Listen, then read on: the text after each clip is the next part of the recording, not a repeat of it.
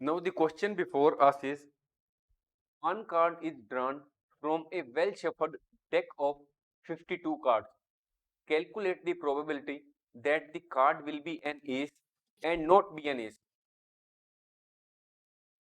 In our earlier course, we had learnt in detail about what is the total number of cards, what are the owner cards, what are the ace cards, what are the face cards, what is what how many spade cards are there, how many diamond cards are there, how many heart cards are there, and what are the what is the number of black cards, what is the number of red cards. We had learnt about the same in our previous course. You can also go through the same. However, we will now briefly have an overview of the same so that we can arrive at the question not by just and we will have just an overview so that we can solve this question. So let us have the overview. This is the overview, that in total there are 52 cards. This is the total, out of which 4 are ace cards. You can see here that these are 4 ace cards. Then 36 are digit cards. Ace cards means which have A on its face. You can see here that it is A. What are the digit cards? Digit cards are from 2 to 9, 2 to 10, because there is no card which has appearing on it as 1. There is no card which has the symbol 1 on its face. So it starts from A. There are 4 cards. Then from 2 to 10, there are 9 cards which are again on 4, because these are spades. Then there are diamonds, hearts, club cards. So these are the 4 types of suits. We have learnt it in detail. Then there are 12 face cards. You can see here that king, queen and jack, these are the 3 face cards, and each, that is the jack, queen and king, are again 4 in number. That is, each jack card is of 4 types, that is spade, heart, diamond and club. So in total these are 52 cards. So what is the question? Here we have been given the question pertaining to ace cards and non-ace cards. So from this picture you can find out that the number of ace cards are 4. These are 4 which have A on it written, while the rest all from here to here, all these are non-ace cards. So when we reduce 4 from 52, these are all non-ace cards. This is ace cards, this is non-ace cards. So now we will solve the question. One card is drawn from a well shuffled deck of 52 cards. Calculate the probability that the card will be an ace. So the total number of cards, or the total number of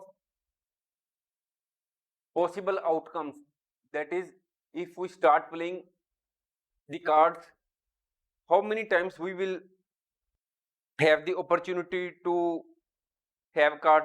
We will have 52 outcomes. That is, one time it may come A, that is the ace card, then 1, 2, 3, 4 and so on. Any card, king, queen, black color, red color, any can come. So these are total possible outcomes are 52. So what is the probability of getting an ace card? We have calculated that the number of ace cards are 4. So the number of possible outcomes are 4. It will be divided by the total number of total number of cards or total number of possible outcomes, that is 52. So here it will be 1 over 13. So this is the first part. So what is the probability of getting not B and ace? So we have already found out that the number of non-ace cards or the number of favorable outcomes in case of not to be an ace are 48. It will be divided by the total number of possible outcomes. This is given here. So when we divide both sides by 4, the answer will come as 12 over 13. So this is the answer. Probability of ace cards is 1 over 13 and probability of not to be an ace is 12 over 13. Next question. Two players, Sangeeta and Reshma, play a tennis match. That is, there are two players involved in the match. One is Sangeeta and the other is Reshma. It is known that the probability of Sangeeta winning the match is 0.62. What is the probability that Reshma winning the match?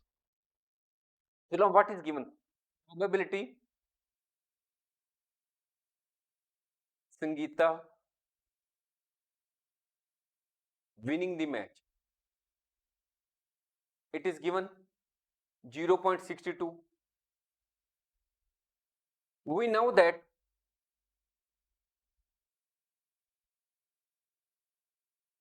if Sangeeta does not win, it means that Reshma has won. That is, one side will win and the other side will lose. So if Sangeeta does not win, it means that the other player has won, that the Reshma has won. So the probability of Sangeeta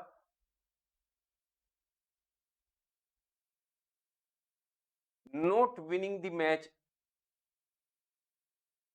is equal to, here we can write it as Sangeeta winning the match as probability of happening of an event. We can write it as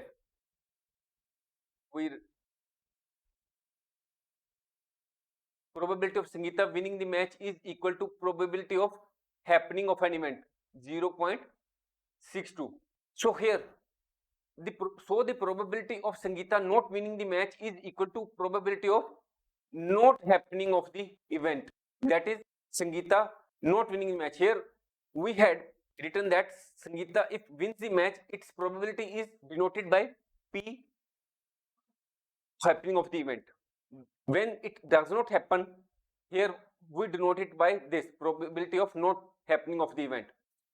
Then when the Sangeeta is not winning, its probability is here that it will not win. It means that this probability means the probability of Reshma winning the match. So when Sangeeta is not winning, it means that the Reshma is winning. So when the probability of Sangeeta not winning the match is known to us, we can say that it is the probability of Reshma winning the match. So we also know that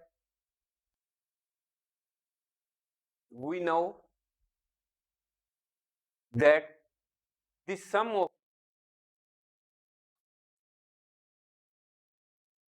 probability of two complementary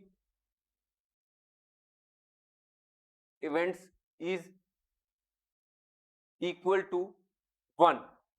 We know that the sum of probability of two complementary events is equal to 1. It means that probability of happening of the event and probability of not happening of the event is equal to 1. We have already learned that the probability of an event always ranges from 0 to 1. If there is probability is 0, it means that the event will not happen at all. If the probability is 1, it means that the event will surely happen. And if the probability lies somewhere between 0 and 1, it shows the varying degree of likelihood of the occurring of the event. So here, probability of happening of the event, that is the probability of Sangeeta winning the match, is known to us. So it represents the probability of Sangeeta not winning the match. When probability of Sangeeta not winning the match is known to us, it means that it is the probability of Reshma winning the match. So we will fill in the value of probability of Sangeeta winning the match. It is 0.62 plus probability of Sangeeta not winning the match, probability of not happening of the event is equal to 1 minus 0.62 is equal to 0.38. So this is the probability of Sangeeta not winning the match. So the probability of Reshma winning the match is equal to 0.38, because we have already learned that when Sangeeta is not winning, it means that the Reshma is winning. When the probability of Sangeeta not winning the match is found out, it means that it is the probability of that the Reshma will win the match. So we have arrived at the probability of Reshma winning the match by using the formula probability of happening of an event plus probability of not happening of an event is equal to 1. So now the next part, Savita and Hamida are friends. What is the probability that both will have different birthdays? And second part, the same birthday, ignoring a leap year. Leap year is a year in which there are 36 days. That is, we take the month of February as 29 days. So now here it is given in the question that we have to count the number of days of the year as non-leap year. That is, we will count take the number of days in a year as 365. So what is the probability that both will have different birthdays? Suppose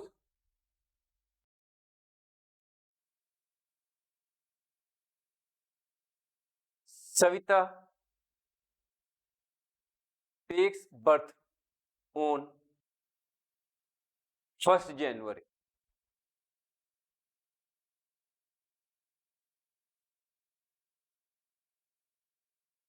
Total number of days in a year, or the total number of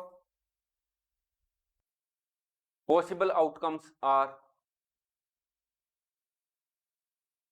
365.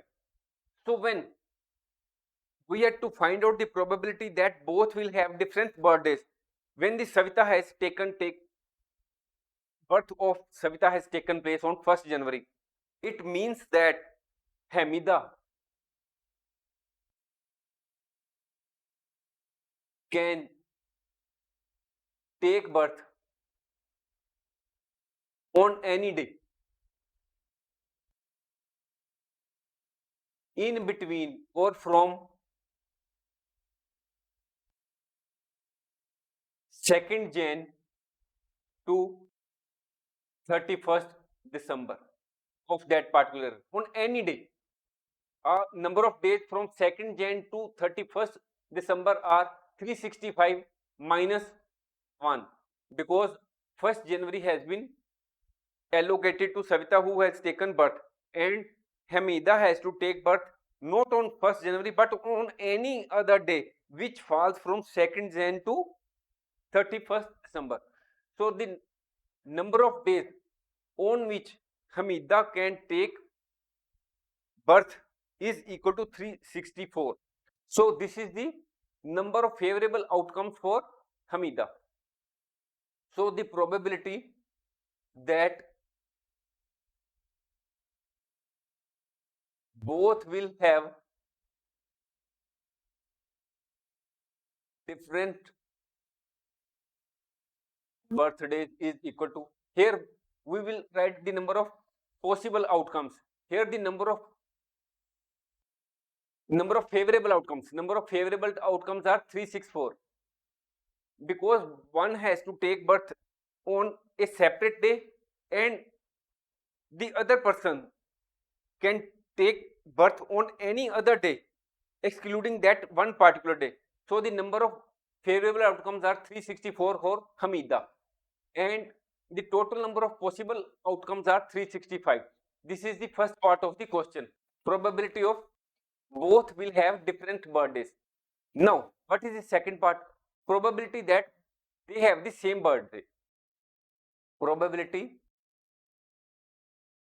same birthday.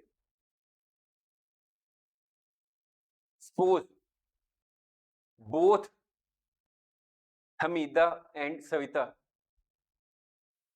take birth on any particular day. Let us assume, let both take birth on 1st February. So what is the, so there are balance 364 days. We are not to consider that because both have taken place, birth of both the friends have taken place on one particular day. Same birthday will mean that they will take birth on a single day. And we have assumed that it is a single day as 1st February. So what is the number of favorable outcomes? It is only one, because both are to take birth on a single day. So the number of favorable outcomes are 1. It is to be divided by the total number of possible outcomes or the total number of days in the year. It is 365. So this is the second part, that the probability of same birthday is 1 over 365, because they will not be in a position to take birth on any other day, because birth both birthday of both the friends will take place on a single day, any day of the year. We will have to assume one single day, any day. Next question. Thanks for watching. If you like our course, please spare some time to give a star rating to our course.